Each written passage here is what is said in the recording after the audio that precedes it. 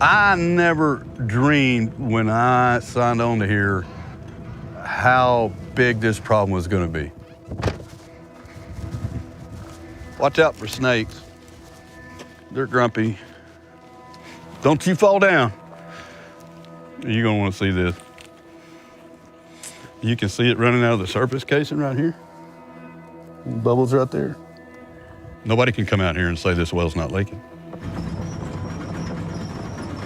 I figured we'd find 2, 3, 4, 5 leakers, and every time I have stuck a bucket in the ground, there's a problem well.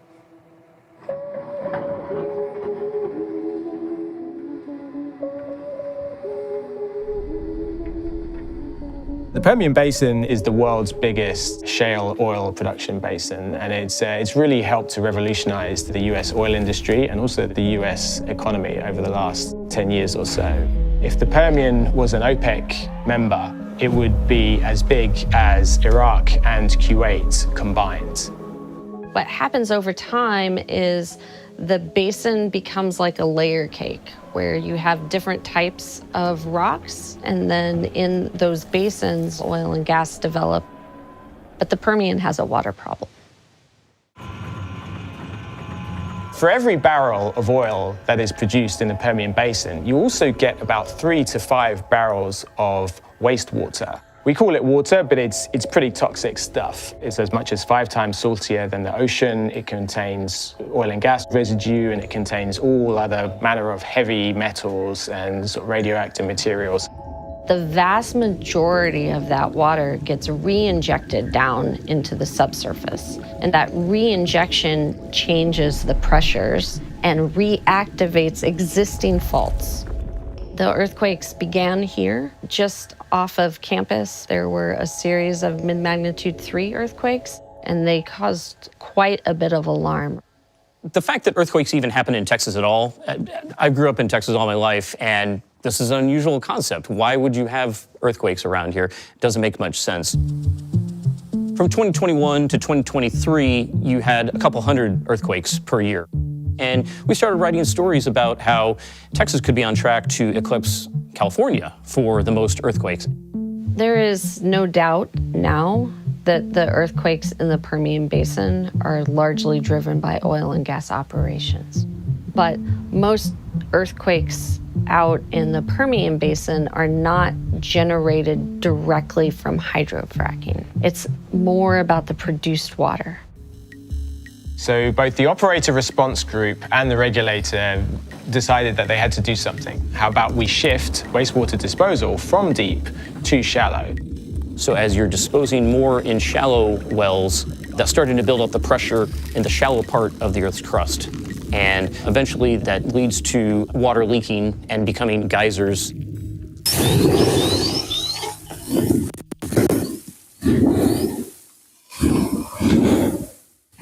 Damn it, I hate it when I get wet. I call them zombie wells because they are supposed to be dead, and like zombies, they rise from the grave and they're unkillable because you have to kill the source, which is the produced water.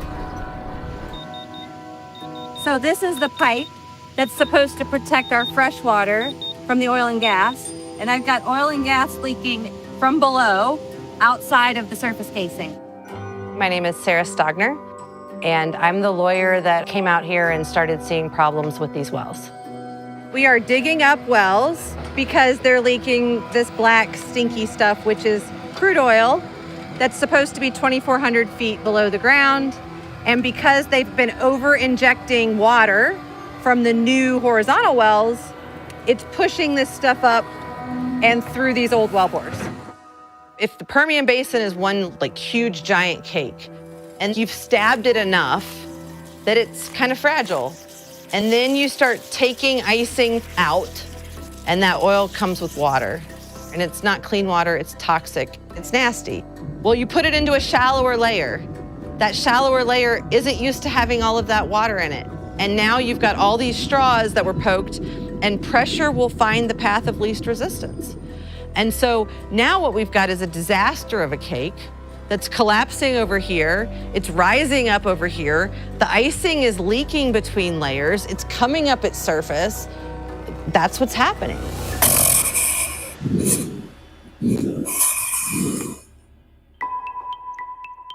I think I didn't realize how bad the situation was, and Chevron already did, and the Railroad Commission already did. Do they recognize that there's a problem? Yes. Are they still trying to get rid of any responsibility? Yes.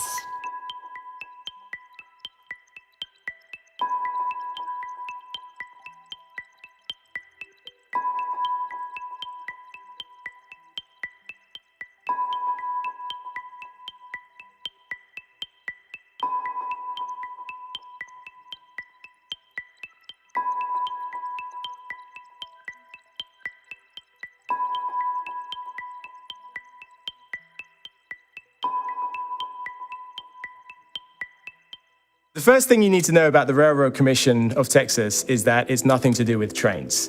It's the oil and gas regulator in Texas. Over the years, there've been plenty of other reporting over these toxic geysers erupting seemingly randomly around the oil fields. We really wanted to kind of get to the bottom of this to say, what is the relationship between the regulator and the industry? And what did they know? When did they know it? So we submitted a bunch of Freedom of Information requests. We received back a huge volume of information. The more we studied it, the more we started to build up a timeline of what went on and the methods they used to balance the problem of earthquakes versus the problem of water disposal. The Railroad Commission in mid-2023 agreed to consider easing restrictions around shallow disposal. So here we have a document from October 2023, which states quite clearly that shallow disposal has some serious problems. They actually state that they are seeing leaks as a result of shallow water disposal. They say breakouts reported by field operations could be linked to shallow disposal. This is a presentation from the Railroad Commission to the Texas Pipeline Association. This is not a presentation to the public, but again, it shows that the Railroad Commission was fully aware of some of the hazards that were coming from increased reservoir pressure. Indeed, I have a slide here titled Hazards from Increased Reservoir Pressure. It includes drilling hazards, well damage, tubular corrosion, harm to legacy production, confinement failure, surface flows, and harm to underground sources of drinking water. Which raises a lot of questions. Why proceed when you know that there are clear present dangers?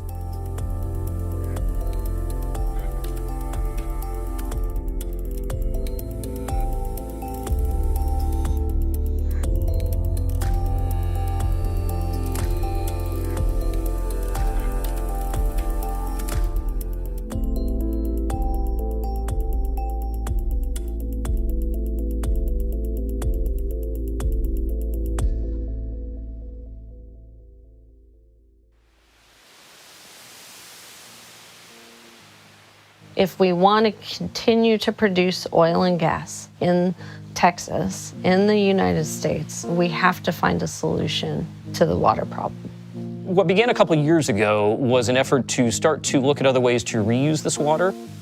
The treated water, it's clear. You don't see any particulate in it. This is essentially distilled quality water.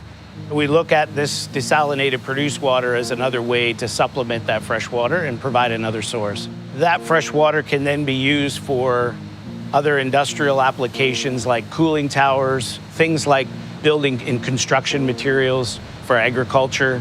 There's a lot of optimism for what can happen. What you're really hoping is that you can maybe claw out about half of the produced water that is coming out of these wells right now. That would give a lot of breathing room to the oil and gas industry.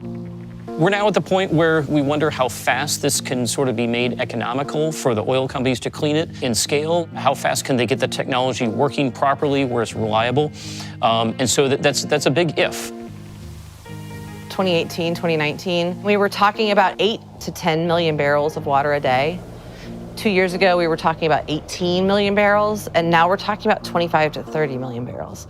And these horizontal wells, the older they get, the more water they produce to oil. The problem is not getting better, it's only gonna get worse. People just think of West Texas as a barren wasteland, and that's not what it is. Oh, we got some wildlife, there's deer run through here, There's bobcats, and this should be a huge concern for the Railroad Commission, but it's not in their backyard.